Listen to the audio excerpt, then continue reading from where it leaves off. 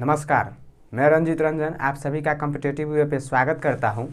दोस्तों, आपको पता है कि अभी एक सीरीज चल रही है एसएससी 2022 का, यानी कि आने वाले एसएससी के एग्ज़ाम्स के पॉइंट ऑफ व्यू से मैथ्स का सारा क्वेश्चन जो 2021 में एसएससी सीजीएल में पूछा गया है, वो सारे क्वेश्चन का सॉल्यूशन इस क्लास में प्रोवाइड कराया जाता है अभी।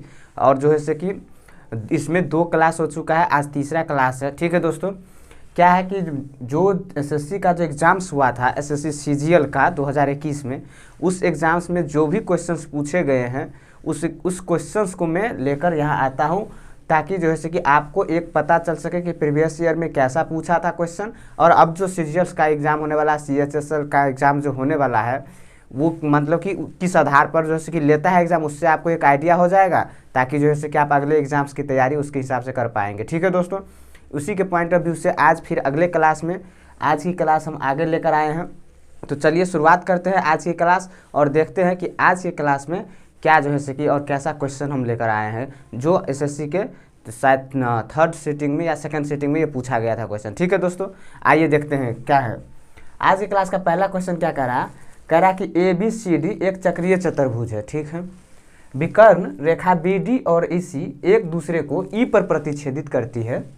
यदि एंगल BEC बराबर 138 डिग्री और एंगल ECD बराबर 35 डिग्री है, तो एंगल BAC का माप ज्ञात करें। ठीक है, यानी कि आपको क्या पूछ रहा है, BAC का मान पूछ रहा है। ठीक है दोस्तों, और BEC का मान दिया हुआ है और ECD का मान दिया हुआ है। क्या कह रहा है कि ABCD एक चतुर्भुज है, चक्रीय चतुर्भुज है। तो आइए बनाइए इस क्वेश्चन को, देखिए बनाइए अपने से, क्योंकि ये पहले दूसरे टाइप में भी आया हुआ था। तो इस टाइप का क्वेश्चन बनाइए, देखिए फिर हम आप बनाते हैं तो देखिएगा कि हम कैसे बनाते हैं और आप कैसे बनाए हैं। ठीक है दोस्तों, आइए देखिए कैसे बनाते हैं इस क्वेश्चन को। ABCD क्या कह रहा है कि एक चक्रीय चतुर्भुज है। तो देखिए चक्रीय चतुर्भुज का मतलब क्या होता है कि एक वृत्त के अंदर जो है से कि बनाएंगे चक्रीय चतुर्भुज। तो देखिए ऐसे चक्रीय चतुर्भुज है।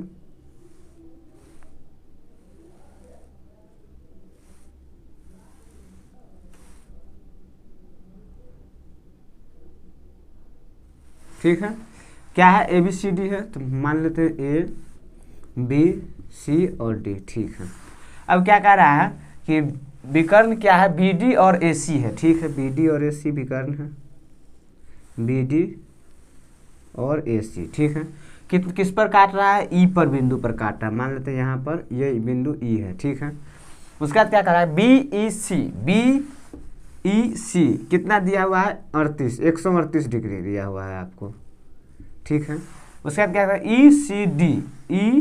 ECD ये भी दिया हुआ है आपको, कितना दिया हुआ है, ये कोण 35 डिग्री दिया हुआ है।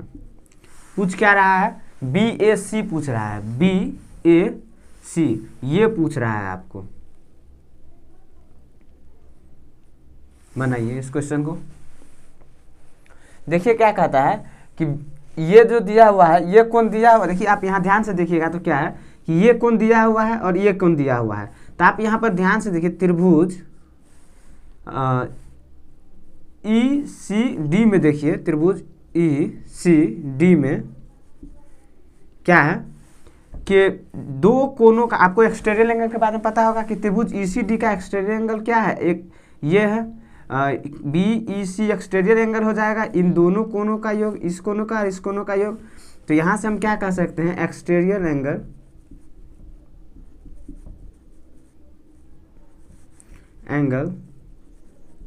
जो होता है बाह्य कोण जिसे कहते हैं हिंदी में, बाह्य कोण क्या हो जाएगा कि कोण EDC प्लस कोण ECD बराबर कितना हो जाएगा, कोण BEC। ठीक है, BEC का मान कितना दिया हुआ है, 135 डिग्री दिया, 38 डिग्री दिया हुआ है। उसके बाद में जो है कि ये कितना है, ECD कितना दिया हुआ है, 35 डिग्री दिया हुआ है। और एंगल EDC यहाँ से निकल जाएगा, कैसे निकल जाएगा, 35 डिग्री को इधर लाएंगे तो क्या हो जाएगा, माइनस में हो जाएगा। तो एंगल EDC बराबर कितना हो जाएगा, ये इधर आके क्या हो जाएगा, घट जाएगा। तो कितना बचेगा, 103 डिग्री। इसका मतलब क्या हुआ कि यहाँ से ये वाला एंगल जो है वो कितना निकल कर आ गया, 103 डिग्री। कैसे निकल कर आ गया, आपको पता है कि एक त्रिभुज में ऐसे होता है, तो दो कोनों का योग अगर ये यहाँ पर और यहाँ पर जो बनेगा इसे हम क्या कहते हैं, वाई कोण कहते हैं, यानी कि एक्सटीरियर एंगल कहते हैं। तो ये जो कोण है अल्फा और ये बीटा, तो ये इसका मान क्या हो जाता है, अल्फा प्लस बीटा। ठीक है दोस्तों, बाह्य कोण यानी दो अंतः कोणों का योग जो है क्या होता है, बाह्य कोणों के योग के बराबर होता है। तो ये ABCD अगर मान के चलिए ABC ये त्रिभुज था, तो इसमें जो ये बाह्य कोण बना है वो A और B का जो जोड़ होगा दोनों का वही होगा ये। यही यहाँ पर किए हैं कि त्रिभुज जो इसकी ECD में क्या हुआ कि इन दोनों कोणों का योग ये होगा, क्योंकि बाह्य कोण है ये। तो यहाँ से जो है कि ECD का मान निकल कर चला आया। अब ये D का मान तो निकल कर चला आया, अब पूछ क्या रहा है, A का मान पूछ रहा है, BAC का मान यानी A का मान पूछ रहा है। यहाँ से हमारा EDC का मान निकल कर आ गया कितना, 103 डिग्री। क्यों, क्योंकि ये जैसे कि ऐसे यहाँ गया तो घट जाएगा, तो कितना निकल कर आया, 103 डिग्री। अब आप एक बात जानते हैं कि जो ये जो दोनों जो कोण है, ये कोण और ये कोण, ये दोनों बराबर होंगे। क्यों बराबर होंगे, क्योंकि आपको पता है कि एक चाप के द्वारा परिधि पर खींचा गया जो कोण होता है वो बराबर होता है, और ये चाप ही है तो इस पर जो खींचे हैं ये कोण, ये दोनों कोण क्या होगा, बराबर होगा। इधर से एक ये भी खींचे हैं, तो यानी कि ये दोनों कोण बराबर होगा। तो इसीलिए अब यहाँ से हम क्या कह सकते हैं कि कोण BAC बराबर कोण EDC, और EDC कितना निकाल का आया है, 103, यानी कि बराबर 103 डिग्री। यही जो है कि इस क्वेश्चन का आंसर हो जाएगा। ठीक है दोस्तों, आशा करते हैं आपको ये क्वेश्चन समझ में आ गया होगा। चलिए अगला क्वेश्चन लेते हैं। आइए दोस्तों अगला क्वेश्चन देखते हैं क्या कहता है। अगला क्वेश्चन ट्रेन का है। क्या कह रहा है कि 240 मीटर लंबी रेलगाड़ी समान दिशा में 6 किलोमीटर प्रति घंटा की चाल से चल रहे व्यक्ति को पार करने में 9 सेकेंड लेता है। ठीक है, उसी चाल से यह रेलगाड़ी 372 मीटर लंबी सुरंग को कितने समय में पार कर पाएगी। ठीक है, वो पूछ रहा है आपसे। देखिए बनाइए इस क्वेश्चन को। आइए हम बनाते हैं। देखिए क्या है कि 240 मीटर लंबी रेलगाड़ी है। ठीक है, तो आपको यहाँ से एक फॉर्मूला पता होगा क्या, कि स्पीड बराबर क्या होता है, डिस्टेंस अपॉन टाइम। ठीक है, यानी कि चाल बराबर क्या होता है, दूरी बटा समय। तो दूरी बटा समय, तो यहाँ से हम देखिए स्पीड निकालेंगे ट्रेन का, तो कितना हो जाएगा, टोटल डिस्टेंस कितना है, ट्रेन का स्पीड निकालते हैं पहले। ट्रेन का स्पीड निकलेगा, क्योंकि 240 मीटर लंबी रेलगाड़ी है, समान दिशा में 6 किलोमीटर की चाल से चलने वाले व्यक्ति को 9 सेकेंड में पार करता है। तो एक बात और यहाँ से क्या आपको जानकारी होना चाहिए कि कोई भी ट्रेन अगर किसी व्यक्ति को पार करता है तो वह अपनी खुद की लंबाई को पार करता है। ठीक है, क्योंकि व्यक्ति की लंबाई तो होता है एकदम सीधा, तो उतना ज़्यादा न उसमें क्वेश्चन उसको काउंट नहीं करते हैं हम। व्यक्ति हो या खंभा हो या पोल दिया हुआ हो तो उसको हम उसकी लंबाई को काउंट नहीं करते हैं। यानी कि जो रेलगाड़ी होगी वो व्यक्ति को पार कर रहा है, इसका मतलब वह स्वयं की लंबाई यानी खुद की लंबाई जितना है उतना ही पार करेगा। तो कब होगा, जब वो व्यक्ति खड़ा होगा, पोल खड़ा होगा तब। लेकिन इसमें क्या है कि व्यक्ति चल रहा है, 9 सेकेंड चला है व्यक्ति 6 किलोमीटर पर आवर की रफ्तार से। ठीक है, तो 6 किलोमीटर पर आवर की रफ्तार से ये व्यक्ति जो है वो कितना चल लेगा, कितना चल लेगा, तो यहाँ से आप निकालिएगा तो 6 किलोमीटर पर घंटा की रफ्तार से चल रहा है, 9 सेकेंड में चल रहा है। ठीक है, 9 सेकेंड में चल रहा है, ये सेकेंड में है। इसको जो है कि अगर आवर्स में बनाइएगा तो 6 किलोमीटर प्रति घंटा है, तो इसको पहले मीटर पर 9 सेकेंड में चल रहा है, और 6 किलोमीटर इसको मीटर प्रति सेकेंड में बनाइएगा तो कितना होगा, 5/18 से गुना करना पड़ेगा। क्योंकि आपको पता है कि जब हम किलोमीटर प्रति आवर में रहता है और इसको अगर मीटर पर सेकेंड में बदलते हैं तो क्या करते हैं, 5/18 से गुना करते हैं। तो 5/18 से गुना कर दीजिएगा तो कितना निकल के आएगा, 9 दूना 18, 6 3 दूना 6, यानी कि 15 मीटर ये व्यक्ति चल चुका है। 9 सेकंड में जब तक ट्रेन उसको पार करेगा तब तक 15 मीटर व्यक्ति भी चल चुका होगा। और खुद की लंबाई ट्रेन की कितनी है, 240 मीटर, यानी कि 240 मीटर ट्रेन भी जो है कि लंबा है, और 15 मीटर जो है कि डिस्टेंस व्यक्ति भी चल चुका है। तो टोटल डिस्टेंस यहाँ से कितना निकल कर आ जाएगा आपको, 255।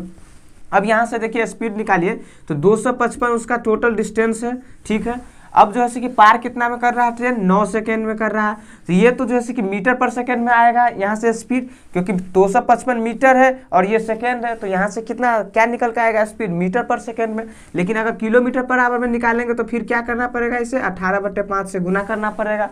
तभी फिर निकलेगा क्योंकि देखिए किलोमीटर पर आवर में था और मीटर पर सेकंड में चेंज किए हैं तो 5/18 से गुना किए हैं। वही अगर मीटर पर सेकंड में है और किलोमीटर पर आवर में जो है चेंज करेंगे तो क्या करना पड़ेगा, 18/5 से गुना करना पड़ेगा।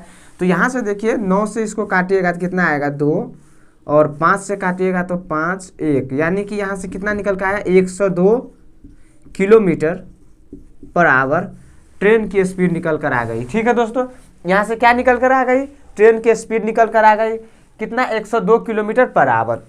अब आप क्या करा कि इतना मीटर जो है कि लंबी सुरंग है उसको पार करने में कितना टाइम लगेगा। तो एक बात और आप बताइए कि किसी प्लेटफॉर्म को पार करेगी कोई ट्रेन या किसी सुरंग को पार करेगी तो वो जितना सुरंग की लंबाई है उतना तो पार करेगी, उसके बाद वो जो अपनी लंबाई है वो भी पार करेगी। कैसे, देखिए मान लेते हैं कि ये एक सुरंग है, ये एक सुरंग है और इस सुरंग को यहाँ से अगर कोई ट्रेन आ रही है, ठीक है, तो पार करेगी इसको। तो देखिए यहाँ से जब तक यहाँ आएगी तो ये जो इसका पिछला जो चक्का है ये यहाँ पर होगा और जो है कि अगला इंजन जो होगा वो यहाँ पर होगा, तब ये पार कर पाएगा। इसको पूरा पार करने के लिए तो इसको ये पीछे वाले को यहाँ पर आना होगा। इसका मतलब क्या, यहाँ से आपको पता चला कि ये ट्रेन यहाँ से तो चली थी तो इतना तो ये पार किया है और उसके बाद में जो ये इतना इसका जो डिस्टेंस है वो भी उन्होंने पार किया है तब यहाँ पर आया है, यानी कि यहाँ से यहाँ तक टोटल डिस्टेंस वो पार किया है। तो इसमें क्या क्या पार किया है, वो सुरंग की लंबाई पार की है और अपनी ट्रेन खुद की लंबाई भी पार की है। तो टोटल डिस्टेंस यहाँ से कितना निकल कर आ जाएगा, टोटल डिस्टेंस देखिए कितना निकल कर आ जाएगा, 372 मीटर की सुरंग है और 240 मीटर लंबा जो है कि रेलगाड़ी है। तो 240 प्लस 372 इतना, ठीक है। अब कहता है इसको कितना सेकेंड में पार करेगा और चाल कितना है। अब यहाँ से टाइम पूछ रहा है तो यहाँ से देखिए टाइम निकालिएगा तो यहाँ से क्या निकल कर आ जाएगा, टाइम बराबर क्या हो जाएगा, डिस्टेंस अपॉन स्पीड हो जाएगा। टाइम इधर जाएगा तो स्पीड फिर नीचे आ जाएगा। तो यही है डिस्टेंस अपॉन स्पीड कितना निकाले हैं ट्रेन की, 102 किलोमीटर पर आवर। अब आप देखिए ये मीटर में है और ये किलोमीटर में है तो इसको मीटर में चेंज करना पड़ेगा। ये मीटर पर सेकंड में था 240 मीटर 372 मीटर, तो इसको मीटर पर सेकंड में चेंज करेंगे तो किलोमीटर प्रति आवर में है, उसको मीटर पर सेकंड में चेंज करेंगे तो क्या करना पड़ेगा, 5/18 से गुना करना पड़ेगा। तो 5/18 से उसको गुना कीजिएगा तो ये 18 बेसिकली ऊपर चला जाएगा तो यहाँ पर आ जाएगा, ठीक है।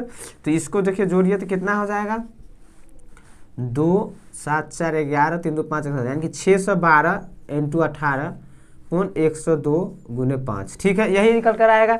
अब यहाँ से देखिए क्या होगा, 102 से ही कटेगा कितना 6 बार तो कितना हो जाएगा 18 छक्के 108/5। तो यहाँ से कितना निकल कर आएगा, 5 दूना 10 5 और कितना बचेगा 3 तो 6 5 30, यानी कि 21.6 सेकेंड ट्रेन को लगेगा उस सुरंग को पार करने में, जो सुरंग को पूछ रहा था 372 मीटर लंबी सुरंग को।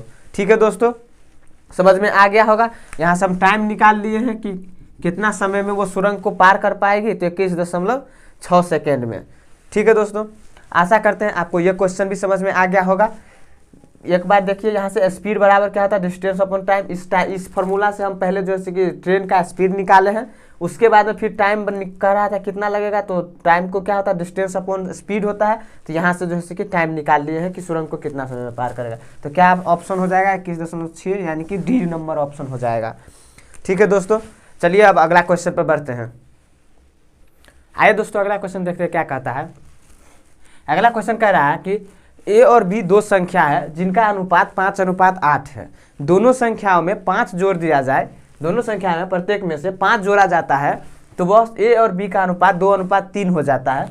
तो आपको बता रहा है कि ए और बी के योगफल क्या होगा, ए और बी जो संख्या है उसका योगफल क्या होगा। ठीक है, आइए बनाइए इस क्वेश्चन को, देखिए कैसे बनाते हैं। आपको पता होगा कि जैसे दो संख्या में क्या 5 जोड़ा जाता है, प्रत्येक में समान जोड़ा जाता है, समान घटाया जाता है, तो हम क्या लगाते हैं, तिरछा गुना विधि लगाते हैं। तो यहाँ लगाइए क्या है, पहले वो 5:8 में था ए और बी, ठीक है, अब 2:3 हो गया। ऐसा क्यों हो गया, क्योंकि हमने दोनों में क्या किए हैं 5-5 जोड़ दिए हैं। ठीक है, तो यहाँ से लगाइए तिरछा, कैसे 2 बार तिरछा गुना विधि लगाइएगा, कैसे ऐसे 5 तिया 15 और 8 दूना 16, दोनों का अंतर यहाँ लिखते हैं तो कितना होगा 1। उसके बाद में यहाँ पर देखिए 5 दूना 10 और 5 तिया 15, कितना होगा अंतर 1 का 5, 10 में से 15 में से 10 जाएगा कितना होगा 5, यानी कि 1 का 5 निकल कर आ गया। तो पूछ रहा है दोनों का योग कितना होगा, तो दोनों का योग कितना है 5 + 8 है यानी कि 13 है, तो 13 का वैल्यू कितना हो जाएगा 65, यानी कि जो पूछा हुआ था उसका कितना आंसर होगा 65 आंसर होगा। आशा करते समझ में आ गया होगा। ये हम रेशियो एंड प्रोपोर्शन में बताते हैं कि कैसे जो है कि यहाँ पर तिरछा गुना लगाते हैं, कैसे यहाँ पर 5 लिखते हैं। ठीक है दोस्तों, चलिए अभी के लिए समझ में आ गया होगा कि इसको क्या करते हैं, दोनों का तिरछा गुना करके अंतर जो है कि लिखते हैं, और जो आता है उसका मान समझ जाते हैं कि एक का जो है कि 5 आया है, और इस मेथड से हमें पता है कि ऊपर वाले का मान ही पता चलता है। अभी योग पूछा था तो ऊपर वाले का योग कितना है 15, 13 है, तो 13 का 1 का 5 था, तो 13 का कितना होगा 65, यानी कि ऑप्शन नंबर ए इसका सही आंसर हो जाएगा। ठीक है दोस्तों, चलिए आशा करते हैं अभी समझ में आ गया होगा आपको ये क्वेश्चन। चलिए अगला क्वेश्चन पर बढ़ते हैं। आइए दोस्तों अगला क्वेश्चन देखते हैं क्या कहता है।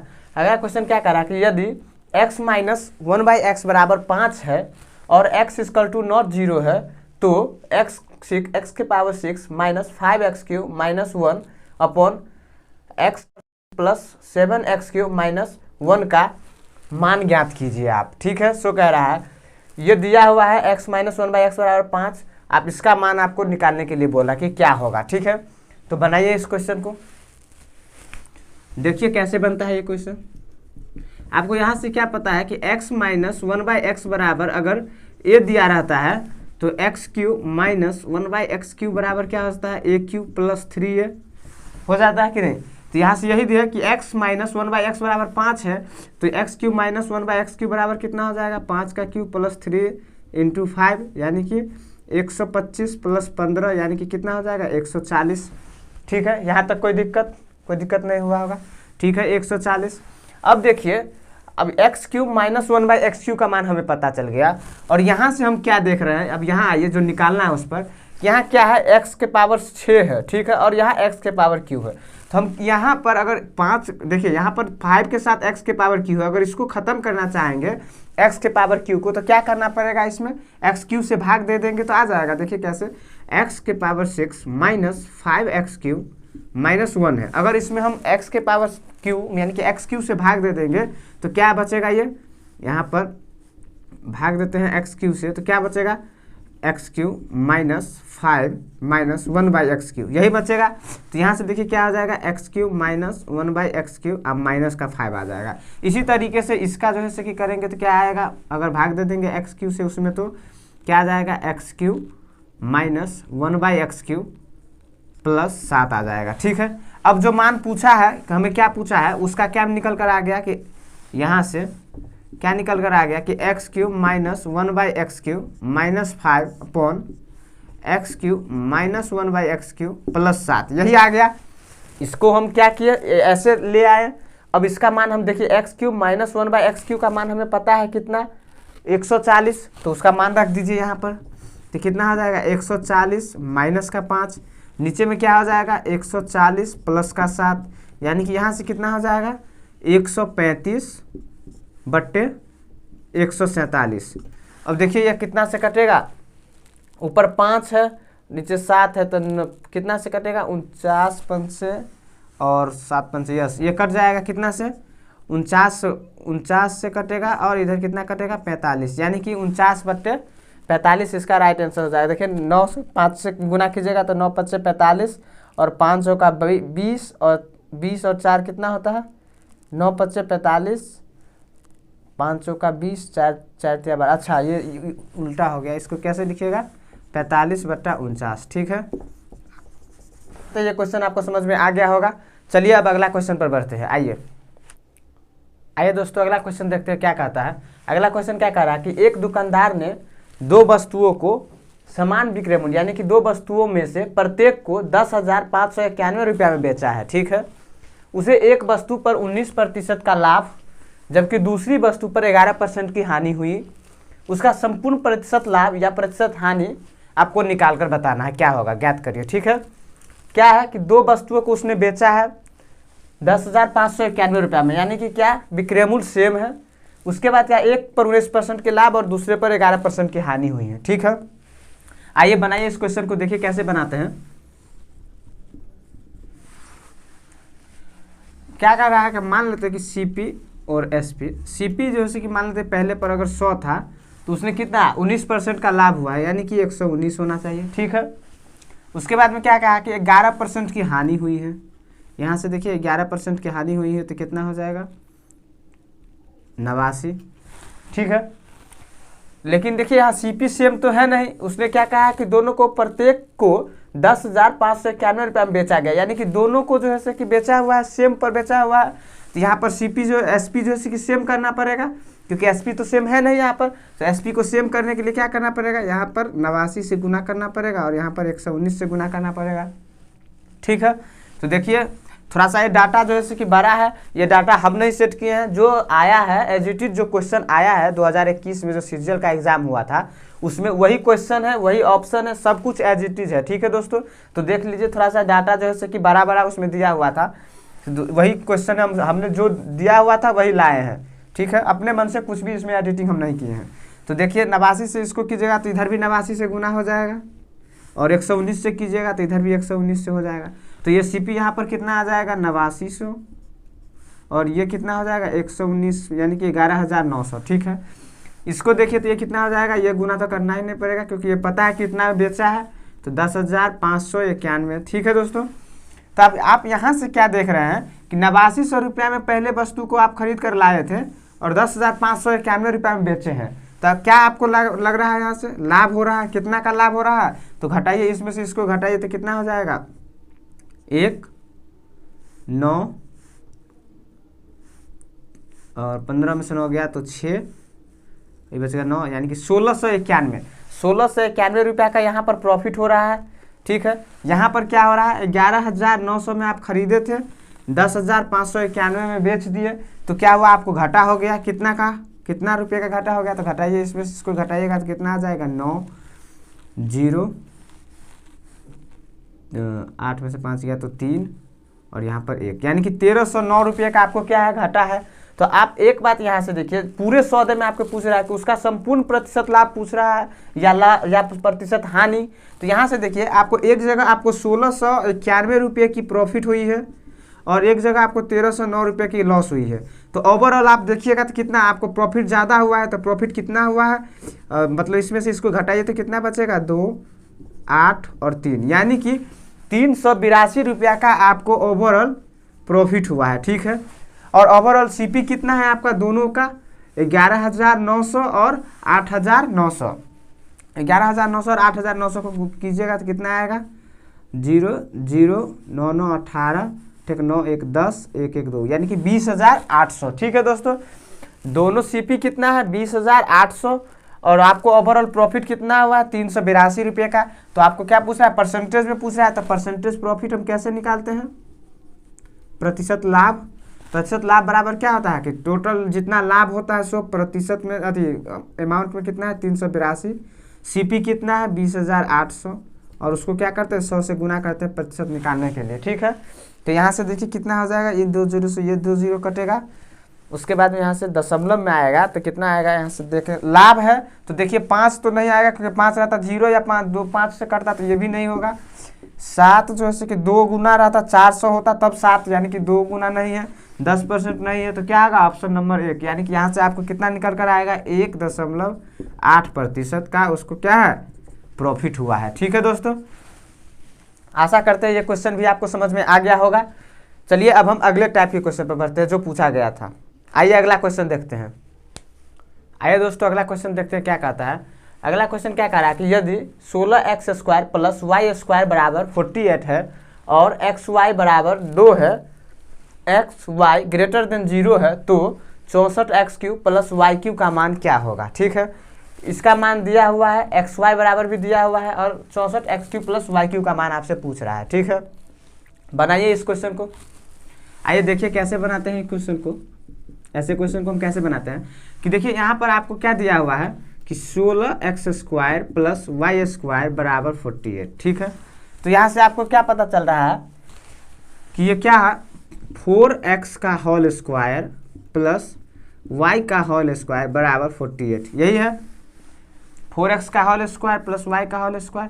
तो यहाँ से देखिए क्या है a² + b² दिया हुआ है, तो और यहाँ पर देखिए ए बी भी हमारा मान दिया हुआ है, तो यहाँ से हम a + b का मान निकाल सकते हैं। जी निकाल सकते हैं, कैसे, आपको पता होगा कि a + b का होल स्क्वायर बराबर क्या होता है a² + b² + 2ab, यही होता है। तो यहाँ ए स्क्वायर प्लस बी स्क्वायर दिया हुआ है, तो इसको इधर ले जाएगा तो क्या हो जाएगा, माइनस हो जाएगा, यानी कि क्या हो जाएगा, ए प्लस बी का होल स्क्वायर माइनस 2ab हो जाएगा। तो वही यहाँ से करते हैं, तो देखिए क्या होगा, ए प्लस बी कितना हो जाएगा, 4x प्लस वाई का होल स्क्वायर माइनस 2, और ए बी कितना हो जाएगा, 4x इंटू वाई, यही हो जाएगा। तो यहाँ से देखिए 4x प्लस वाई का होल स्क्वायर माइनस 2 और इंटू 4, और एक्स वाई का वैल्यू कितना है 2, तो यहाँ पर क्या हो जाएगा 2 बराबर कितना है 48। तो यहाँ से देखिए कितना हो जाएगा 4x प्लस वाई का होल स्क्वायर बराबर 4 दूना 8 दूना 16, 16 इधर आके जुटेगा क्योंकि यहाँ माइनस है, तो इस साइड आएगा तो प्लस हो जाएगा, तो कितना आ जाएगा 64। अब इसको देखिए दोनों साइड अगर वर्क कर दीजिएगा तो क्या होगा, 4x प्लस वाई का वैल्यू कितना निकल कर आ जाएगा, ये स्क्वायर है इधर आएगा तो अंदर रूट हो जाएगा, तो कितना निकल कर आएगा 8। ठीक है, यहाँ से आपको 4x प्लस वाई का वैल्यू कितना निकल कर आ गया, 8 निकल कर आ गया। अब देखिए जो पूछ रहा है, ये क्या पूछ रहा है, पूछ रहा है आपको कि 64x³ प्लस y³ का वैल्यू पूछ रहा है। ठीक है, तो यहाँ से आपको क्या पता चल रहा है, x³ है और 64 है, यानी कि ये 4 का क्यूब है, तो 4x का क्यूब है ये, और प्लस ये y है तो y का क्यूब है। तो यहाँ से क्या a³ प्लस b³ आपको दिख रहा है, जैसे यहाँ पर आपको ए स्क्वायर प्लस बी स्क्वायर दिख रहा था, तो आप ये फॉर्मूला लगाया कि ओ इसका मतलब क्या, हम यहाँ से ए प्लस बी का मान निकाल सकते हैं। अब हमें ए प्लस बी का मान भी निकला हुआ है, तो यहाँ से हम ए प्लस बी का होल क्यूब भी निकाल सकते हैं। तो इसका क्या हो जाएगा, ए प्लस बी का होल क्यूब निकालिएगा तो क्या हो जाएगा कि a³ प्लस b³ इधर रहेगा, तो उधर जाके ए प्लस बी के होल क्यूब में से घटेगा।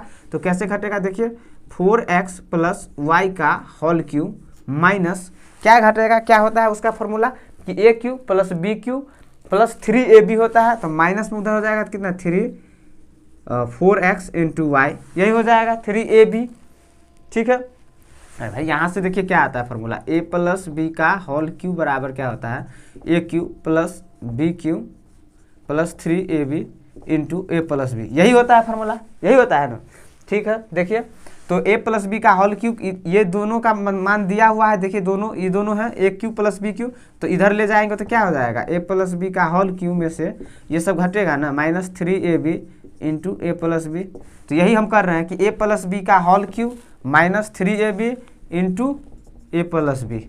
ठीक है, अब सबका मान बैठा दीजिए, तो देखिए यहाँ पर a प्लस बी का मान कितना है 8, तो यानी कि 8 का cube minus 3 into 4 into x y का मान कितना है 2, और इधर 4x प्लस वाई का मान कितना है 8।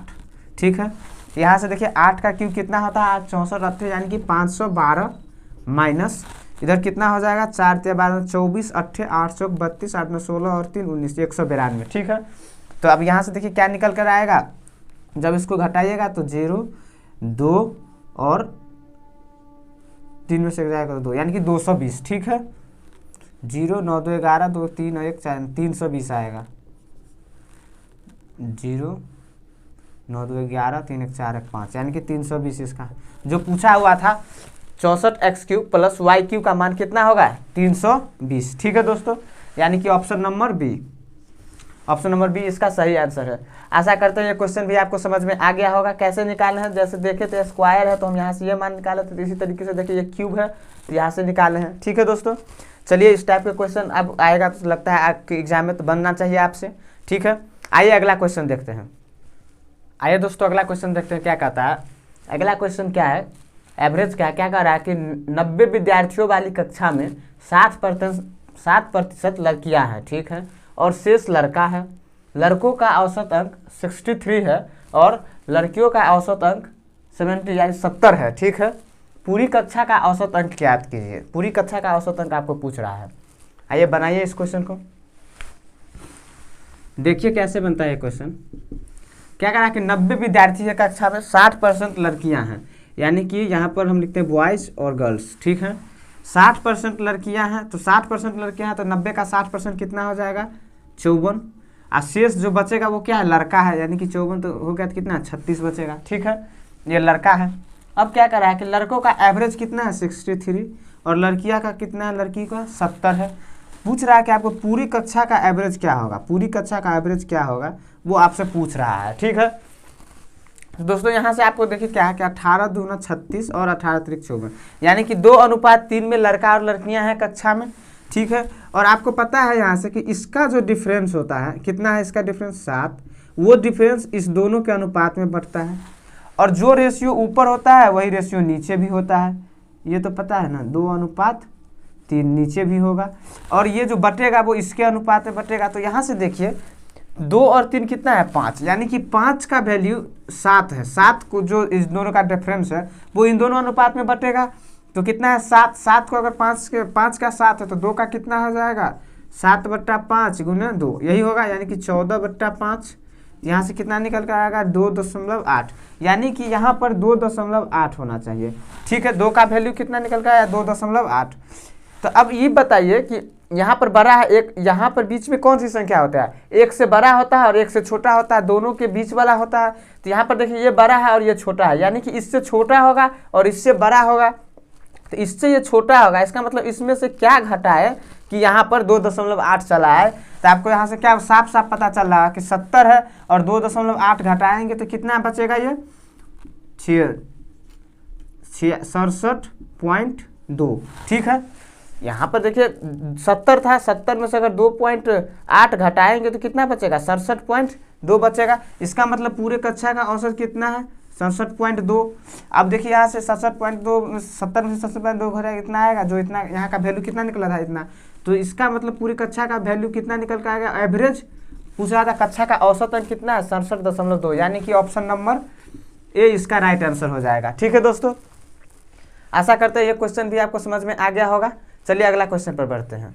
आइए देखिए कैसे बनेगा ये क्वेश्चन। क्या कह रहा है कि ओ केंद्र वाले वृत्त में एडी व्यास है। ठीक है, तो एक वृत्त बना लीजिए।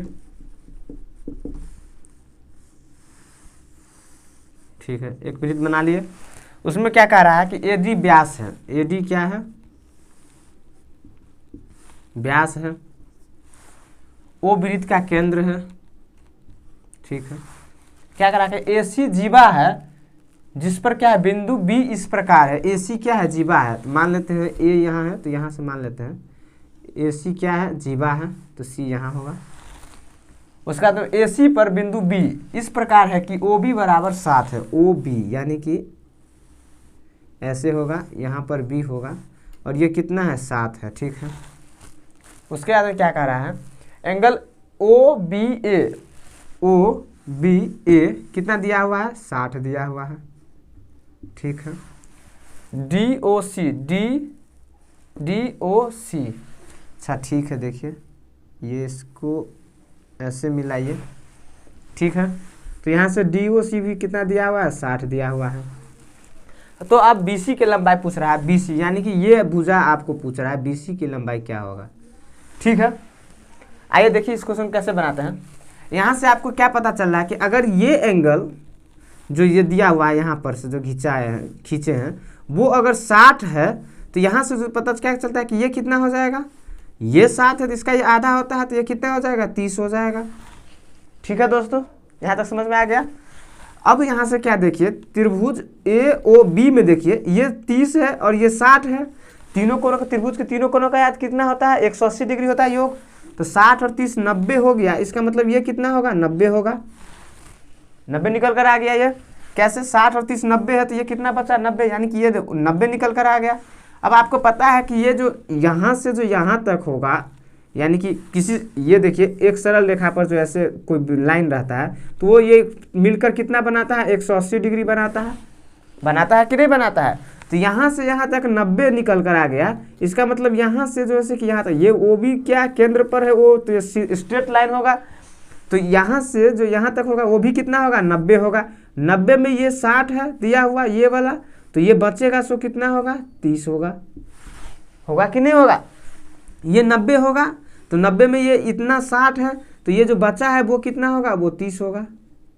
ठीक है, अब आप यहाँ से एक चीज़ और गौर करके देखिए कि ये 60 है और ये 30 है और ये 90 है। ठीक है, तो त्रिभुज AOB में देखिए, AOB में त्रिभुज में क्या है, कैसे त्रिभुज, ऐसे है, ऐसे है और ऐसे है। ठीक है, AOB है और ये B देखिए ऐसे गया है। ठीक है, तो यहाँ से आप क्या देख रहे हैं कि ये 90 है और ये 30 है, तो इन दोनों कोनों का योग, ये एक्सटीरियर एंगल है कि नहीं, इस त्रिभुज AOB का एक्सटीरियर एंगल ये है, यानी कि बाह्य कोण। तो यहाँ से देखिए ये 90 है और ये 30 है, तो 90 प्लस 30 कितना हो जाएगा, 120 हो जाएगा। हो जाएगा कि नहीं हो जाएगा? इन दोनों कोणों का योग ये हो जाएगा। बाह्य कोण बराबर क्या होता है, दो अंतः कोणों का योग बराबर होता है बाह्य कोण। तो इस त्रिभुज में ए ओ बी में बाह्य कोण है ये, तो ये दोनों कोणों का योग इतना हो जाएगा, कितना, 120। इसका मतलब यहाँ से हम ये निकाल लिए, ये कितना निकाल कर आ गया, 120 डिग्री निकल कर आ गया। ठीक है दोस्तों, तो अब आप देखिए ये 120 है और ये 30 है, कितना हुआ, 150। अब त्रिभुज ओ बी सी में देखिए, या बी ओ सी में देखिए, त्रिभुज बी ओ सी में कितना है एंगल, ओ बी सी कितना है 120 और एंगल बी ओ सी कितना है 30, यानी कि टोटल कितना है 150। और तीनों कोना का योग होता है 180, तो जो है 180 में से अगर 150 को घटाइएगा तो कितना निकल के आएगा, 30।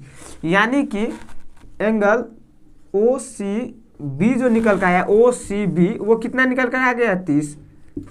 ठीक है दोस्तों, यहाँ तक समझ में आ गया? ठीक है, देखिए अब ये 30 और ये भी 30, यानी कि दो एंगल बराबर है।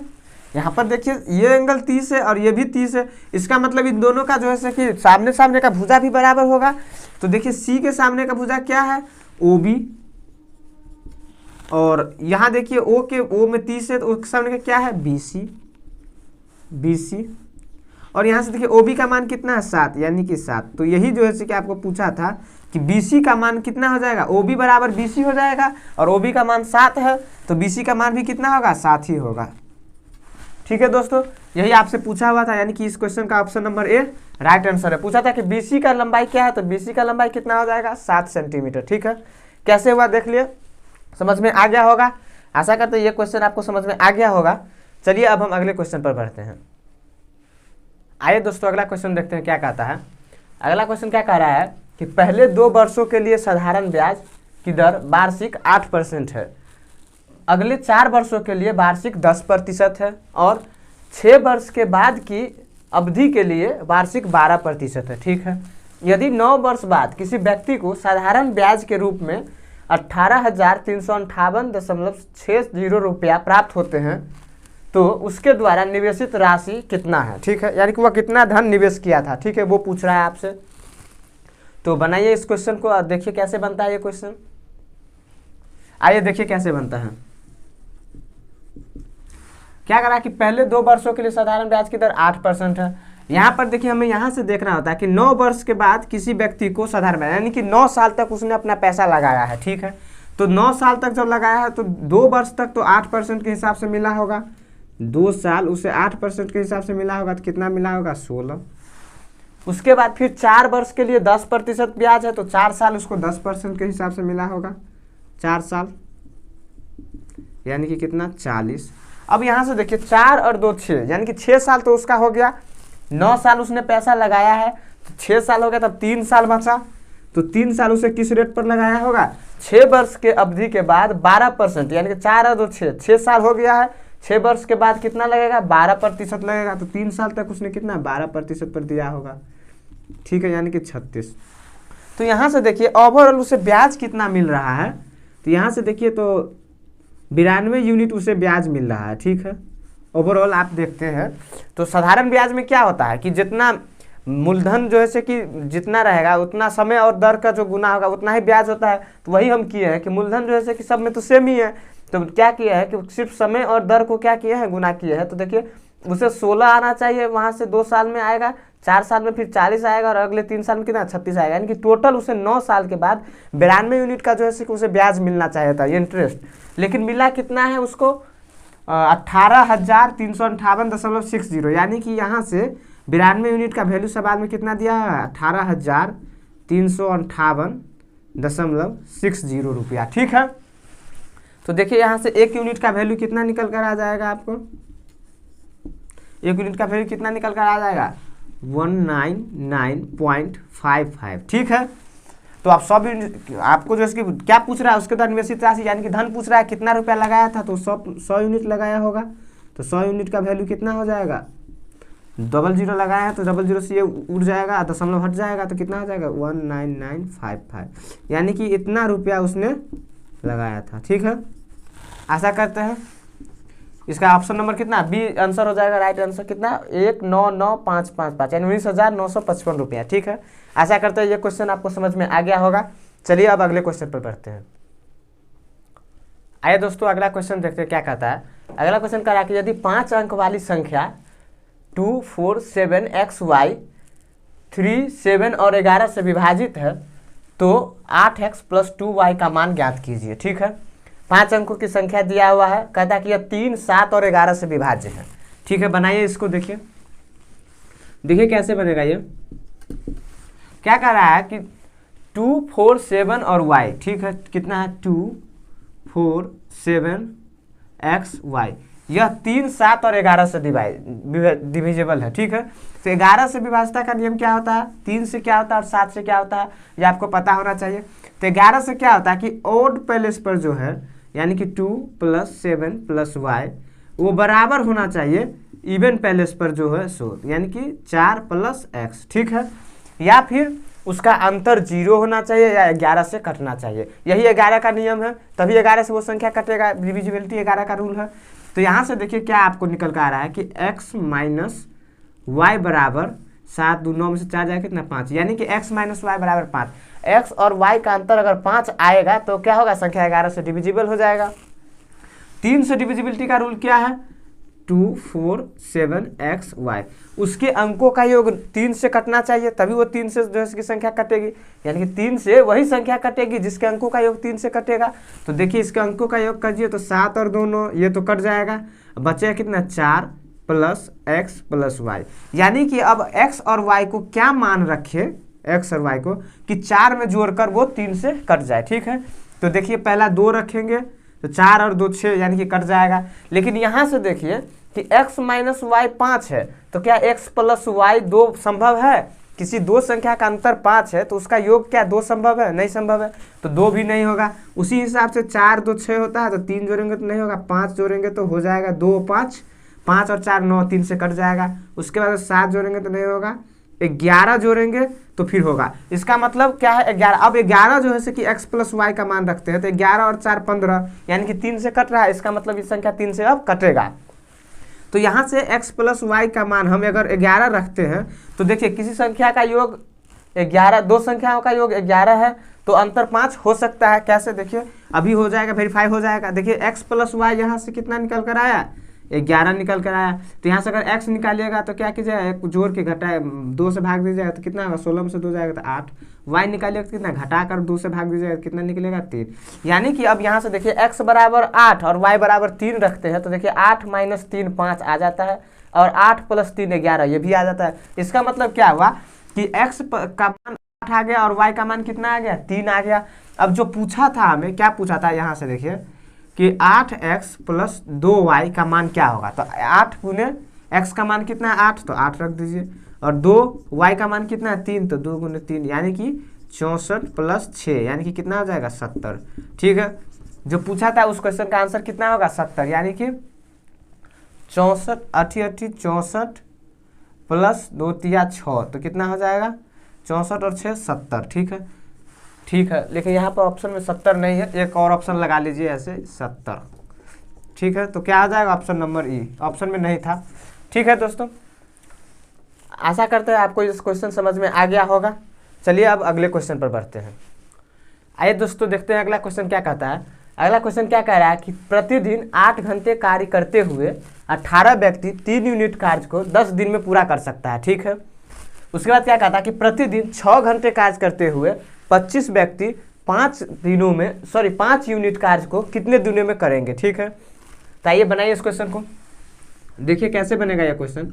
ये M1 D1 वाला पर है कि M1 D1 और H1 / W1 बराबर M2 D2 H2 / W2 यही पर है। तो देखिए क्या कर रहा है कि 8 घंटे कार्य करते हुए 18 व्यक्ति किसी कार्य को 10 दिनों में कितना 3 यूनिट कार्य करता है। ठीक है, वर्क W बराबर वर्क, M बराबर मैन, D बराबर डेज और H बराबर आवर्स। ठीक है, वही क्या कह रहा है कि यहाँ पर कि 6 घंटा कार्य करते हुए 25 व्यक्ति कितने दिन में 5 यूनिट कार्य को ख़त्म करेगा। ठीक है, यही कह रहा है। तो यहाँ से देखिए काटिए क्या होगा 3 से कटेगा तो 6, 6 से ये 6 कटेगा, 5 से ये कटेगा, फिर 5 से ये 2 बार कटेगा, तो डे बराबर कितना है 8 दूना 16।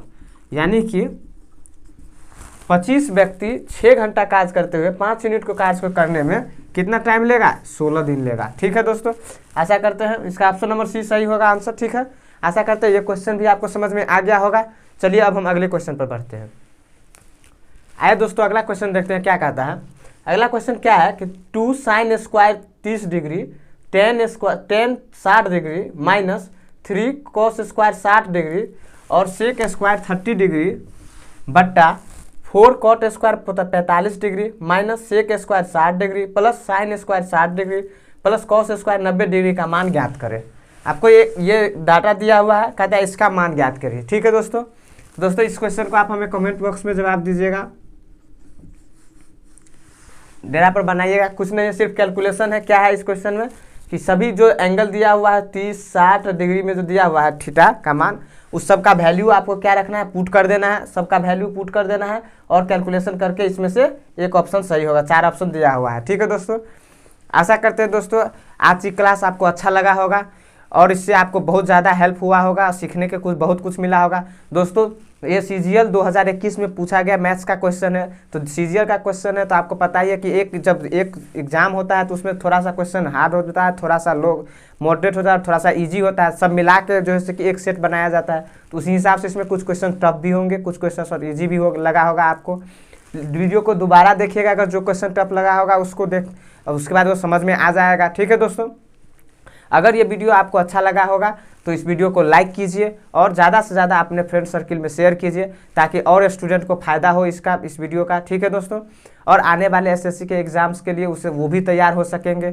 ठीक है, अगर आप हमारे चैनल पर नए हैं तो इस चैनल को सब्सक्राइब कीजिए और बेल आइकन को ज़रूर दबाइए ताकि ऐसा वीडियो हम जैसे ही लेकर आएंगे तो सबसे पहले आप तक पहुँचेगा नोटिफिकेशन के माध्यम से। ठीक है दोस्तों, आज की क्लास यहीं रखते हैं, तब तक अपना ख्याल रखिए और पढ़ते रहिए।